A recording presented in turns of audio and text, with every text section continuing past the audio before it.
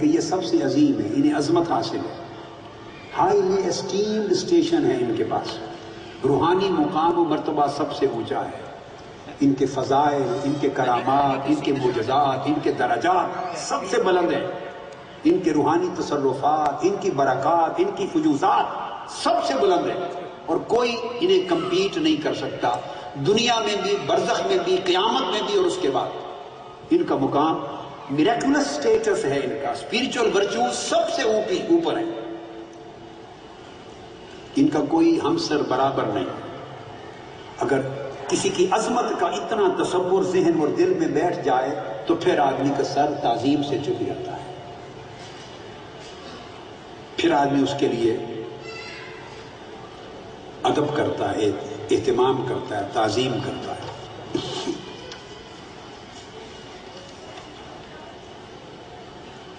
یہ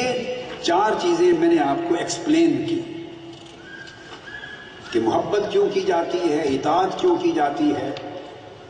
اور اتباع کیوں کی جاتی ہے، اور تعظیم کیوں کی جاتی ہے۔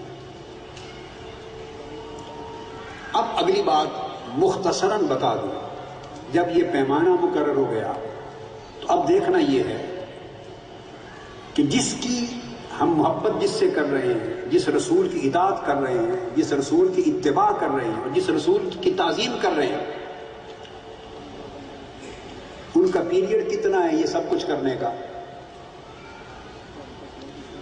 حدیث پاک میں آقا علیہ السلام نے فرمایا، اور قرآن مجید میں، اور آقا علیہ السلام نے بھی فرمایا حدیث پاک میں کہ پہلے انبیاء جو دنیا میں آتے تھے وہ ایک قوم کے لیے مبعوث ہوتے تھے،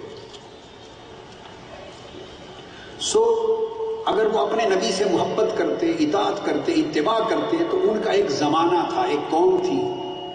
اور ایک وقت میں کئی نبی بھی ہوتے تھے، ہر ایک کے لیے، ہر قوم کے لیے اس کا نبی آئیڈیل ہوتا۔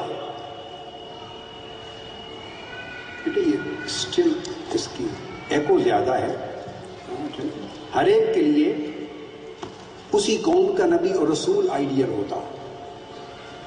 زمانہ گزر جاتا، نیا نبی آ جاتا، تو زمان اور مکان کی لیمیٹیشنز ہوتی تھی۔ جب آقا علیہ السلام کی بعثت ہوئی تو زمان اور مکان کی لیمیٹیشنز ریموو کر دی گئی، کسی ایک قوم کے لیے آقا علیہ السلام نہیں آئے، پورے قرآن میں الحم سے والناس تک کسی جگہ نہیں فرمایا گیا کہ یا رسول اللہ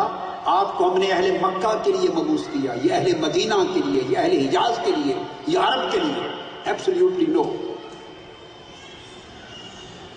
حضور علیہ السلام کے لیے فرمایا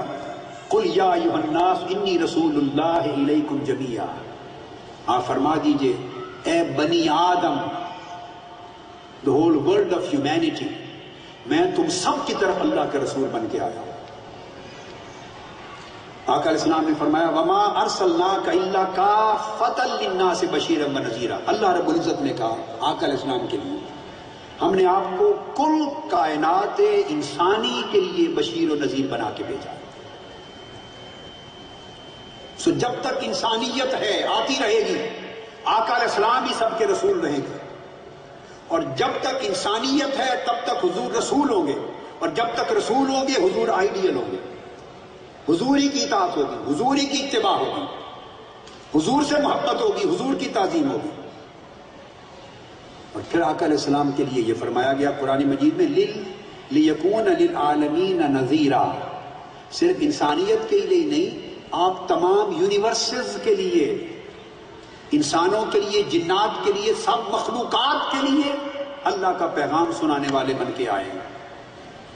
اور فرمایا وما ارسلناک الا رحمۃ للعالمین، ساری کائناتوں کے لیے ہم نے آپ کو سراپا رحمت، مرسی بنا کے بھیجا ہے، کمپیشن بنا کے بھیجا۔ جس طرح اللہ تعالیٰ نے اپنے لیے فرمایا الحمدللہ رب العالمین، ساری کائناتوں کا رب ہے، حضور علیہ السلام کے لیے فرمایا ساری کائناتوں کی رحمت ہے۔ آقا علیہ السلام نے حدیث پاک میں صحیح بخاری میں فرمایا کان کل نبی یبعث الی قومہ خاصہ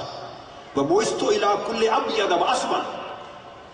پہلے ہر نبی اور ہر رسول ایک خاص قوم کی طرف آتے تھے، مگر میں ہر سرخ و سفید کی طرف اللہ کا رسول بن کے آیا ہوں۔ اور صحیح مسلم میں آقا علیہ السلام نے فرمایا وَأُرْسِلْتُ إِلَى الْخَلْقِ كَافَّةً وَخُتِمَ بِيَ النَّبِيُّونَ، میں اللہ کی ساری مخلوق کا رسول بن کے آیا ہوں، اور میری آمد پر نبوت اور رسالت کا دروازہ ہمیشہ کے لیے بند ہو گیا۔ بس یہ میں نے آپ کو کنسپٹ دے دیا۔ جب حضور علیہ الصلوۃ والسلام رسول ہوئے، پہلے نبی تو رسول ہوتے تھے چند سالوں کے عرصے کے لیے کہ لوگ ان کو فالو کریں، پھر نیا رسول آ گیا پھر اس کو فالو کرنے لگ جاتے، نیا نبی آ گیا پھر لوگ اس کو فالو کرنے لگ جاتے۔ ایک علاقے کے لیے ہوتے تو اس علاقے اور قبیلے اور قصبے اور شہر کے لوگ اس کو فالو کرتے، دوسرے علاقے میں کچھ اور فالو کرتا۔ مگر آقا علیہ السلام جب آ گئے تو اب تو نہ کوئی اور نبی اور رسول آئے گا، نہ کسی اور علاقے، ملک اور خطے میں کوئی نبی اور رسول ہوگا۔ جہاں جہاں تک اللہ کی مخلوق آباد ہے سب کے رسول حضور ہوں گے صلی اللہ علیہ وسلم،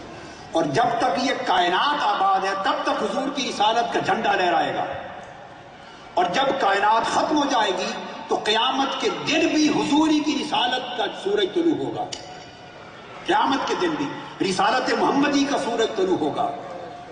چونکہ قیامت کے دن لواء الحمد حضور کے ہاتھ میں ہوگا، اللہ کی حمد کا جھنڈا، اور آدم علیہ السلام سے لے کر عیسیٰ علیہ السلام تک کل رسول اور نبی حضور کے جھنڈے کے نیچے چل رہے ہوں گے۔ تو یوم قیامت بھی حضور کی رسالت کا سورج طلوع ہوگا۔ تو اینڈ لیس ہو گئی حضور کی رسالت، اینڈ لیس ہو گئی، کنٹینیوئنگ ہو گئی، ایور لاسٹنگ ہو گئی۔ تو اس کا مطلب یہ ہوا کہ جب ہر زمانے کے لیے آقا علیہ الصلوۃ والسلام اور ہر دور کے لیے نبی اور رسول ہوئے، اور ہر دور کے لیے آقا علیہ السلام کی نبوت اور رسالت کی وجہ سے حضور سے ہر دور کے لوگوں پر واجب ہو گیا کہ محبت کریں، تو مطلب یہ ہوا کہ گویا 1500 سال میں آج تک مصطفیٰ کے سوا اتنا کوئی اور ہنسی نہیں ہوا کہ کوئی کسی اور سے محبت کر سکے۔ 1500 سال میں حضور سے بہتر علم، فکر اور عقل والا کوئی شخص کائنات میں نہیں پیدا ہوا۔ آج تک حضور سے بہتر کنڈکٹ، بیہیویئر، سیرت اور اسوہ اور اخلاق والا کوئی شخص کائنات انسانی میں پیدا نہیں ہوا، اور آج تک حضور جیسی عظمت والا کوئی اور پیدا نہیں ہوا۔ اور یہی اسٹیٹ آف کنڈیشن، یہی جو کنڈیشنز ہیں، یہ اسٹیٹ آف افیئرز ہے، یہ قیامت تک اسی طرح رہے گی۔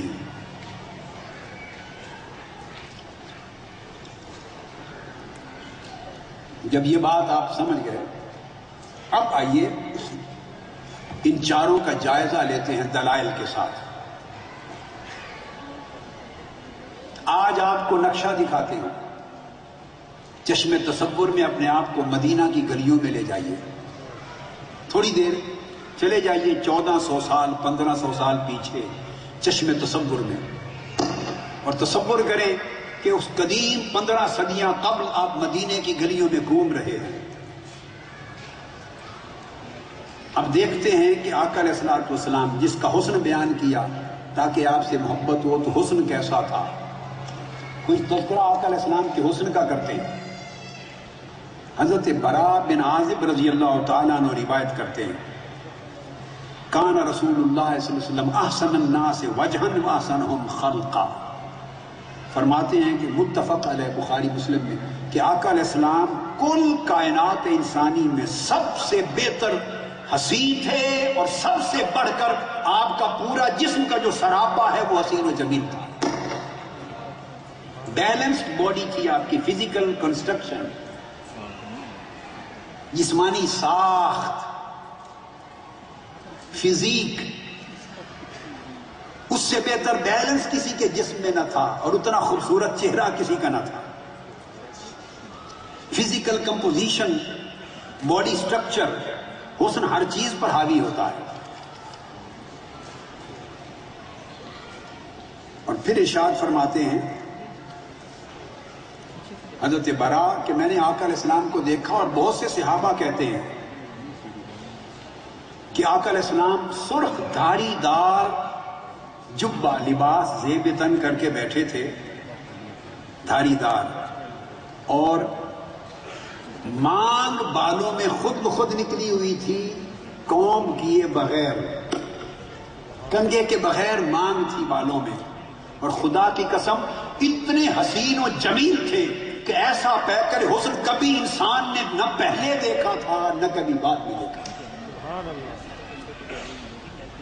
حضرت جابر بن سمرہ روایت کرتے ہیں رضی اللہ تعالی عنہ، اور یہ بھی دارمی نسائی حاکم میں فرماتے ہیں کہ 14ویں رات کا چاند چمک رہا تھا اور آقا علیہ السلام سرخ دھاری دار جبہ پہن کے بیٹھے تھے۔ میں نے دیکھا جابر بن سمرہ فرما رہے ہیں، اور میں تکتا ہی رہ گیا، کبھی چاند کو دیکھتا تھا کبھی چہرہ مصطفیٰ کو دیکھتا تھا، اور میں موازنہ کرنا چاہتا تھا۔ کہتے ہیں مجھے رب ذوالجلال کی عزت کی قسم 14ویں رات کے چاند کا حسن چہرہ مصطفیٰ کے سامنے کچھ نہ تھا۔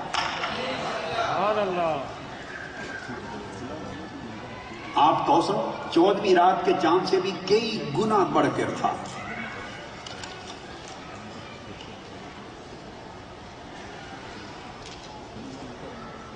حضرت علی شیر خدا کرم اللہ وجہ الکریم